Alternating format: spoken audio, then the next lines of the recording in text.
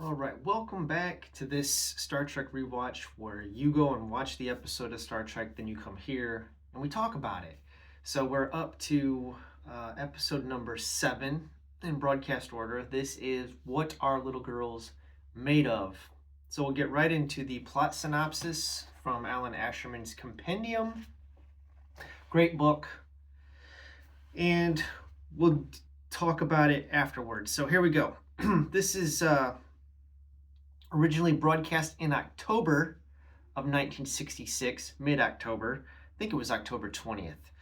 And then it says here that the writer for this episode was Robert Bloch. Now, Robert Bloch wrote Psycho. The book was then turned into an Alfred Hitchcock movie. Robert Bloch was one of those writers that wrote a lot of stuff, a lot of short story work. Pretty well known. So we had another really major writer here. We had Richard Matheson, and now we've got Robert Bloch. So this show had some legit writers on board. And we'll see one by Harlan Ellison later this season. This director for this was James Goldstone. The composer was Fred Steiner, and the effects were done by the Westheimer Company. So the Enterprise arrives at planet EXO-III to learn the fate of Dr. Roger Korby, the pasteur of archaeological medicine. On board is Nurse Christine Chapel, Korby's fiancée, who has given up a bioresearch career on Earth to find him. Korby contacts the Enterprise and confirms that he's living in underground caverns he discovered while he was suffering from severe frostbite 5 years before. At Korby's request, only Kirk and Christine beam down.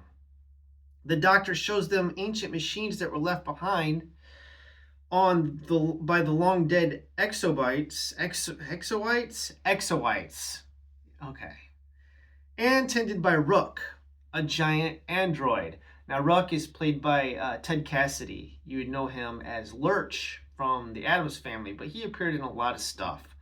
Okay. Rook is a giant android. Korby's aides, Dr. Brown and a young Andrea, played by Sherry Jackson, talk about, well, I actually have a picture of both Ted Cassidy and Sherry Jackson on this right here. So there you go. There's Sherry Jackson, plays Andrea, and there is Ted Cassidy as Rook. All right.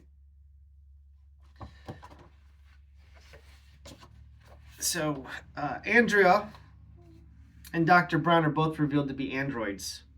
Okay? And Korby fashions an android duplicate of Captain Kirk.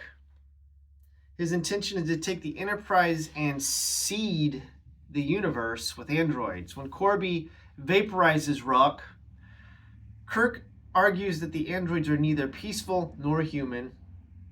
Korby himself, who is transformed into an android, disputes this at first. When Korby realizes that he's more machine than man, he turns a phaser on himself and Andrea.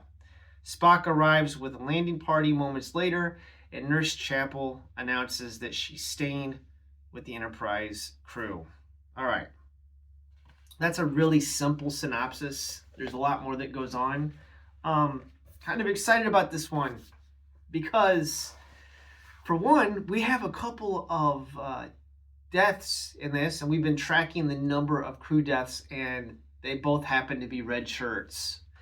So, yeah, we get our first red shirt death. How exciting. So there's a red shirt, a couple of red shirts that beam down. Security personnel with Kirk and Nurse Chapel at the beginning of this. And Rook shoves one of them off a cliff right away. And then the other one is killed by Rook later. So that's 2. Now, those are the only 2 crewman deaths, and we're only counting crewman deaths for this series. So that brings our total up to 19. Because we were at 17. There's been no deaths for the past 2 episodes. So it's been a while.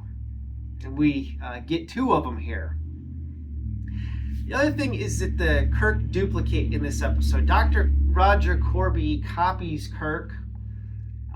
So we have a doppelganger for Kirk with a split screen effect where we have like two William Shatners on screen at the same time. So you can see here the split screen effect was utilized in this episode to make it appear that there's two Captain Kirks. So that's a pretty cool effect that they used. I think it was really well done. Really liked it a lot. It's always great to see. You can never have too much Shatner, but it's fantastic. The real thing I think about the end of this episode that I enjoyed, okay, I thought was great, something for thought, is we eventually learn after a series of quite dramatic moments. Dr. Brown is revealed to be as an android when Kirk shoots him with his little hand phaser, right? He falls down. This is the first inkling that we get that not everything is as it seems. Brown is an android. And then Korby copies Kirk and sends the android Kirk to the Enterprise to basically take over and report back in. Okay, and while Kirk is on the copying table, he realizes that his psychological profile is going to be transferred or copied. He does this thing, what does he say? Mind your own business, Mr. Spock. Your half-breed interference. I can't remember exactly what the term is, but it gets imprinted into the android. So when Mr. Spock is talking to the android Kirk on the Enterprise, he blows up. He's like, mind your own business, Mr. Spock. You're a half-breed interference, whatever the term is. And Spock knows, like, strange things are afoot at the Circle K. So he's peaked. He knows something's wrong. So he's ready to come down and, set things aright, so to speak.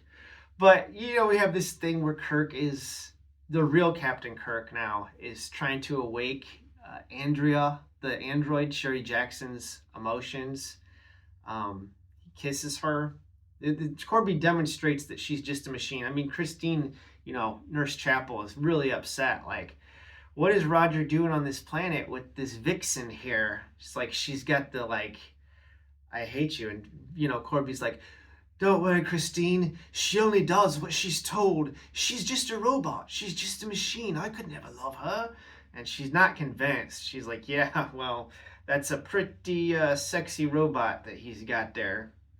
And she only does what she's told. So, what exactly is Roger doing with this robot? Well, all for naught, because at the end, Kirk kisses the robot gets confused. Then she sees the android Kirk and she's like, kiss me. And then he's like, no, it's illogical. And she just goes full like, wow, and blasts him into non-existence with a phaser. Just, the Kirk android's dead. Ruck is dead. Ted Cassidy gets killed by Roger Korby after Kirk talks to him and gets him to like awaken to his original programming, where he's talking about the old ones all the time. I was left here by the old ones, which is kind of a reference to H.P. Lovecraft. Robert Bloch channeling his Lovecraft vibes there.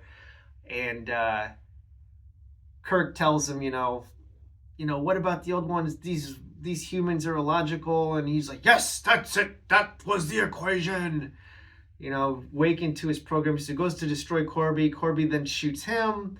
And then Andrea comes in and she's all like, I killed Captain Kirk. And then she's confused. And then she goes to kiss Roger. And then he basically commits suicide by blasting both him and her with the phaser.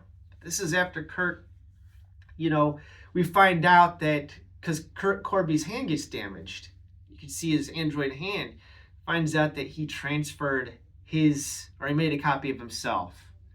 And he thinks he's the real Roger Korby. So we got like some transhumanism thing going on here, right?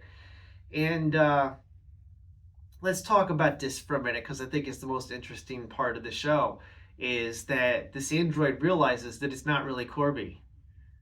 Kirk is talking to him, and once Roger Korby is dead, he's like, I am Dr. Roger Korby, trying to convince himself, but all he's like is, ask me the question. I can compute. I can calculate. It's like he's realizing that he can't exhibit like real humanity. He's just a human. He's just an android calculator. So when Mr. Spock arrives, he says, where's Dr. Korby? All right, Kirk says, Dr. Korby was never here. So the idea being that the soul of man is not transferable. I don't think Star Trek stays consistent with this at all. But at least in this iteration, this episode, we believe that the human soul can't be transferred. So I really like this episode quite a bit. The only drawbacks to this one for me were no Dr. McCoy, no Scotty. Kind of makes me sad. But I guess having two Captain Kirks makes up for it because Shatner overload. We'll talk a bit about Sherry Jackson real quick because she appeared in an episode of The Twilight Zone as well, and I remember seeing her in Batman 66. So she's been in quite a few things. You'll see her pop up in a lot of stuff from the 60s. And Michael Strong here is Dr. Roger Korby. Let's see. Looks like he was in Galactica 1980, that horrible series, and was in The Man from U.N.C.L.E. and The Night Stalker. So, all right, I'm going to wrap things up. What did you think about this one? Did you like it? Where does it rank so far? First red shirt death. How exciting. All right, thanks for watching. Until next time, have a wonderful day.